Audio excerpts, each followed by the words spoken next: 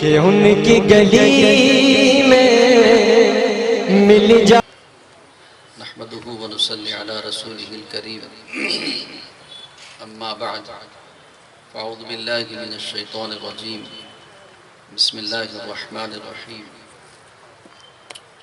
لا تجد قوما يؤمنون بالله واليوم الآخر يوادون من حاد الله ورسوله ولو كانوا آباءهم أو أبناءهم أو إخوانهم أو عشيرتهم. صدق الله العظيم. وقال النبي صلى الله عليه وسلم من أحبني كان معي في الجنة أو كما قال عليه الصلاة والسلام. سبحان ربك رب العزة عما يصفون وسلام على المرسلين والحمد لله رب العالمين. اللهم صل على سيدنا محمد وعلى آل سيدنا محمد مبارك وسلم. اسٹیج پر تشریف فرما معزز علماء کرام، حفاظ عظام اور جمعیت علماء ہند شاخ نظام آباد کے تمام ہی ذمہ داران، معزز سامعین اکرام، آج کا یہ جلسہ دو عنوان پر مشتمل ہے. ایک جلسہ سیرت النبی ہے، دوسرا نعتیہ مشاعرہ ہے.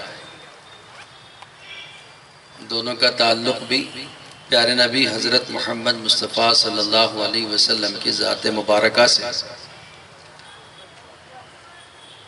اور یہ اچھی بات ہے کہ جب نعت سننے کے لیے ترنم میں آپ صلی اللہ علیہ وسلم کی سیرت کو سننے کا شوق اور مزاج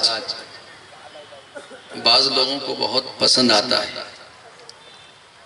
اور بعض لوگ شعر شاعری کے سننے کا ذوق نہیں رکھتے، تو ان کے لیے ایک ہی مجلس میں سیرت کے اوپر مختلف علماء اکرام کے بیانات بھی آپ کو سنائے جا رہے ہیں. دو قسم کے ذوق رکھنے والے حضرات کے لیے یہ جلسہ بے انتہا مفید ہے.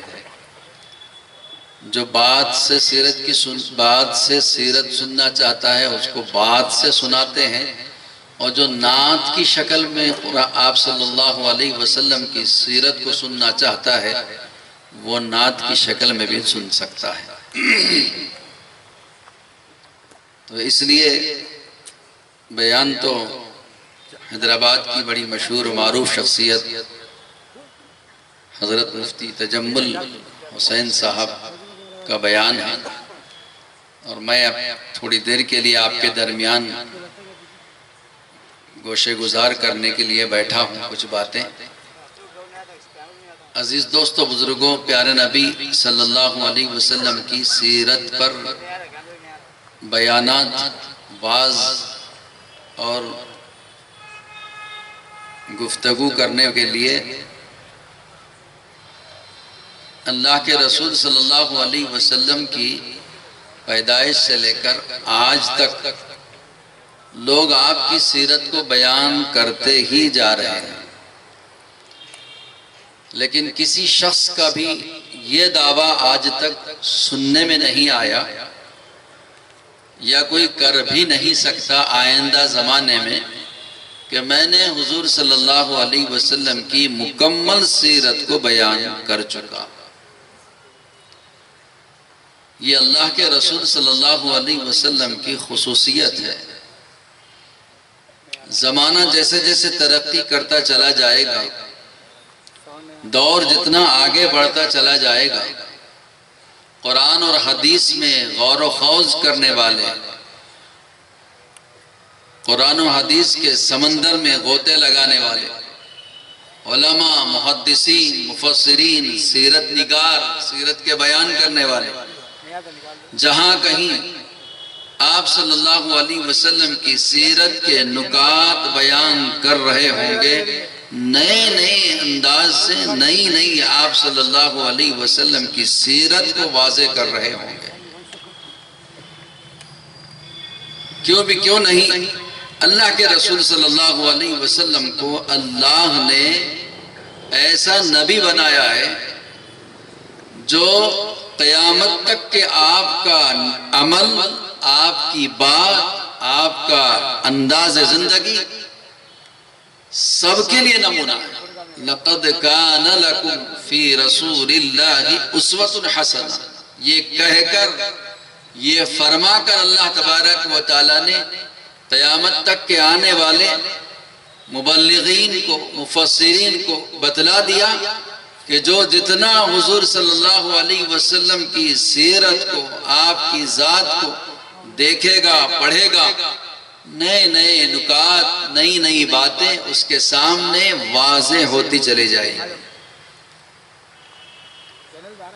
اس لیے اللہ کے رسول صلی اللہ علیہ وسلم کی سیرت ایک ایسا سمندر ہے جو نہ ختم ہونے والا ہے، اور آپ صلی اللہ علیہ وسلم کی تعریف و توصیف میں جتنے لوگوں نے باتیں کی ہیں، وہ سب باتیں کرنے کے بعد یہ کہہ کر انہوں نے اپنی بات ختم کر دی کہ آنچ خوبا ہما دارن تو تنہا داری، حسن یوسف ید بیضا، حسن یوسف۔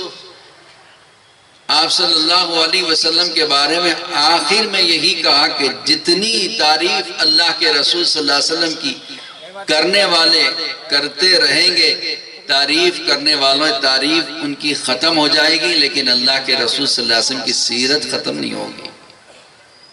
تو بہرحال اللہ کے رسول صلی اللہ علیہ وسلم جس محنت کو، جس کام کو لے کر آئے، وہ بہت بڑا کام، بڑی محنت ہے۔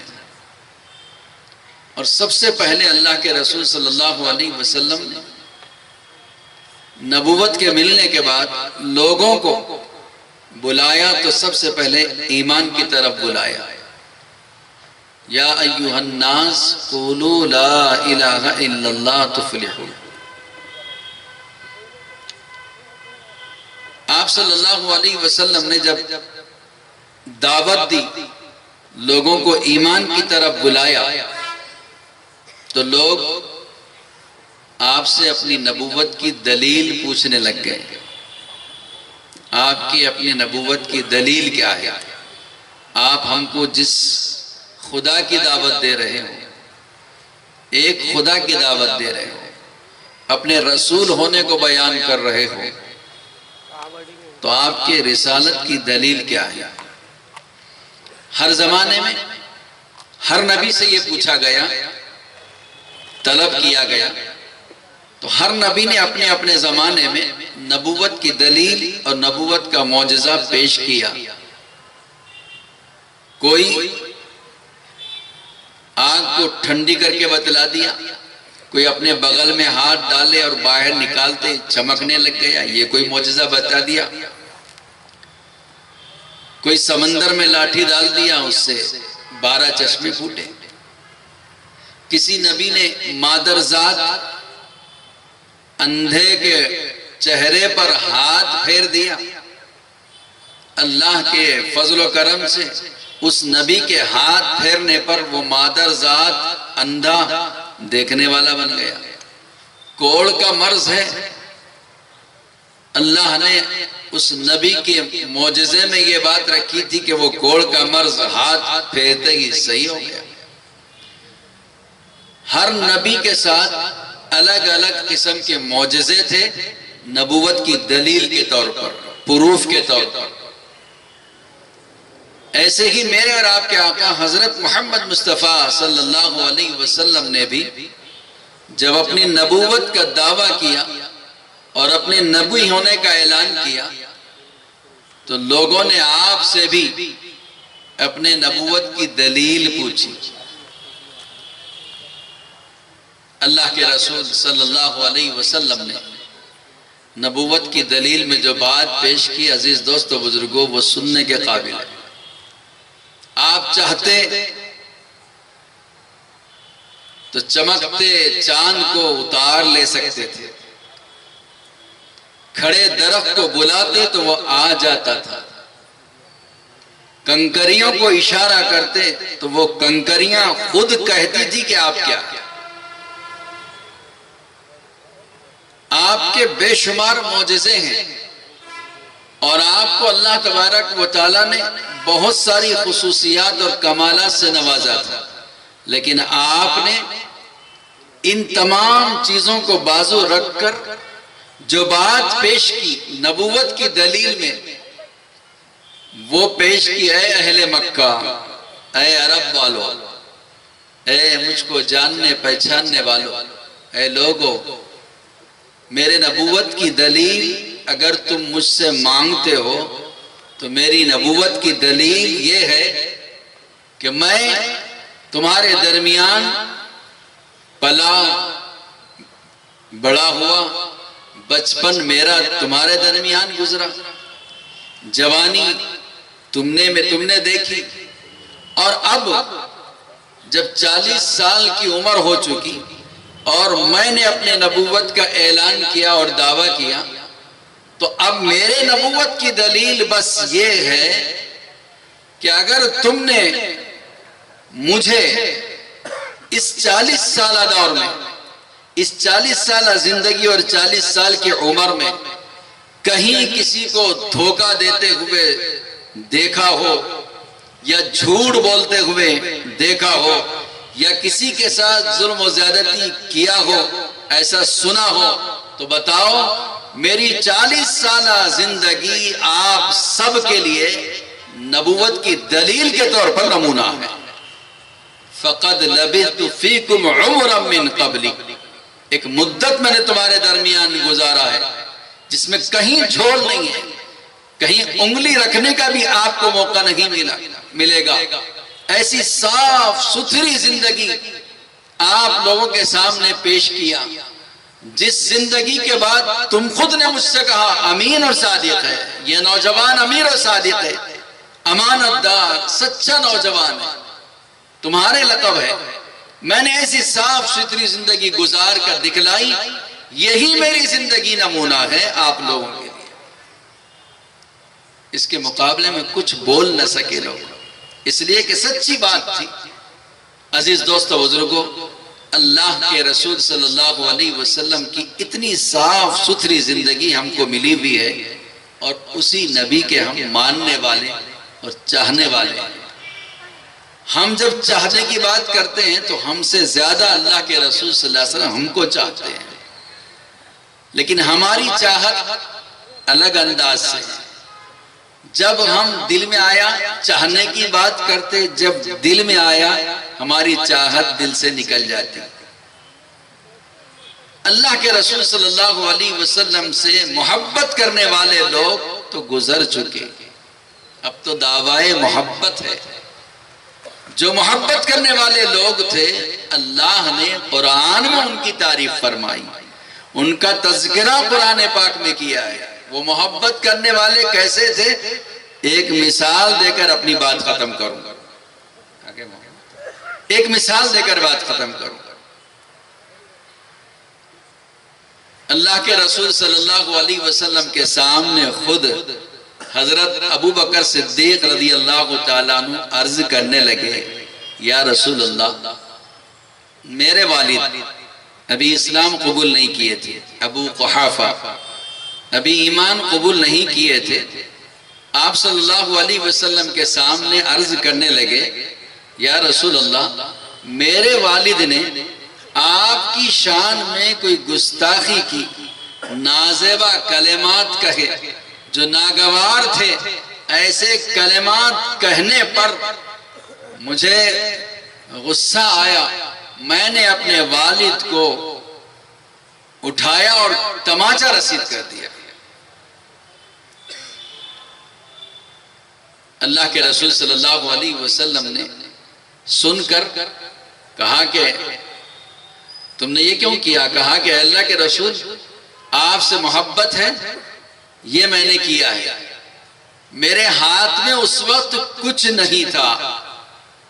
اب آگے کہنے لگے حضرت ابوبکر صدیق رضی اللہ تعالیٰ عنہ، یا رسول اللہ، میرے ہاتھ خالی تھے، اگر اس وقت میرے ہاتھ میں تلوار ہوتی تو میرے والد جو آپ کی شان میں نازیبہ کلمات کہہ رہے تھے، اگر میرے ہاتھ میں تلوار ہوتی تو میں اپنے والد کے 2 ٹکڑے کر دیتا۔ یہ وہ محبت تھی، وہ چاہنے والے لوگ تھے۔ صرف چاہت نہیں تھی، پوری زندگی حضرت ابوبکر صدیق رضی اللہ تعالیٰ عنہ نے محبت میں گزار کر دکھلا دی۔ وہ چاہنے والے لوگوں کے بارے میں قرآن پاک میں اللہ بیان فرمایا تھا، لا تجد قوما یؤمنون باللہ والیوم الآخر یوادون من حاد اللہ۔ کیا وہ جماعت تھی، کیا وہ طبقہ تھا، فرش پر وہ عمل کرتے تھے، عرش سے ان کی تعریف میں قرآن پاک نازل ہوتا تھا۔ ایسے نبی کے ہم امتی ہیں، اور ایسے رسول جو ہم کو سب سے زیادہ چاہنے والے ہیں، اس رسول کا ہم کلمہ پڑھتے ہیں، اس نبی کے ہم عاشق سمجھے جاتے ہیں، محبت کرنے والے سمجھے جاتے ہیں۔ تو ایسے وقت میں جبکہ سیرت کا جلسہ ہو رہا ہے اور آپ سب ہماتن گوش پوری توجہ کے ساتھ بات سن رہے ہیں، تو فیصلہ کیجئے، اب یہاں سے اب ارادہ کیجئے کہ اب تک کے جو زندگی گزری ہے وہ بہت غلط راستے پر اپنی من چاہی زندگی گزری ہے۔ آج کے بعد میں فیصلہ کروں گا، ایسے محسن اور ایسے مربی اور ایسے مشفق جو مجھے سب سے زیادہ ان سے محبت ہے اور انہی کے لیے میں کٹنا اور مرنا جانتا ہوں، ایسوں کی ہی اپنی زندگی میں ان کو ہی نمونہ بنا کر اپنی زندگی میں انہی کے طور طریقوں کو اپناؤں گا اور پیروی کرتے ہوئے زندگی گزار دوں گا، تاکہ میری دنیا بھی سنور جائے اور آخرت بھی سرخرو ہو جائے۔ اللہ تبارک و تعالی مجھے اور آپ کو آپ صلی اللہ علیہ وسلم کی سیرت پاک پر عمل کرنے کی توفیق نصیب فرمائے، اور اپنی زندگی کو آپ صلی اللہ علیہ وسلم سے محبت کر کے چمکانے کی توفیق نصیب فرمائے۔ آمین۔ وآخر دعوانا الحمدللہ رب العالمین۔